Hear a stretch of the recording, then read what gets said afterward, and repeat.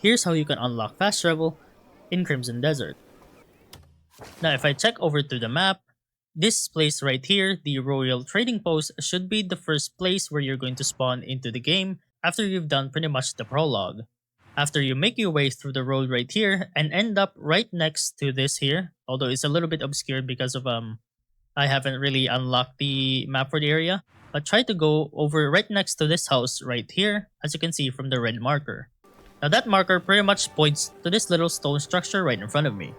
If I go over there, just give me a second. This is pretty much an Abyss Nexus, and to activate it, just walk over it, and then just stand a few seconds over it. Once it's done glowing up, you should have activated the Abyss Nexus this way.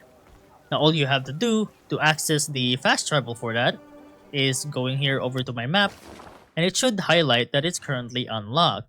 Now all you have to do is pretty much double click here to start teleporting to it. And then it will ask you to teleport to the selected location.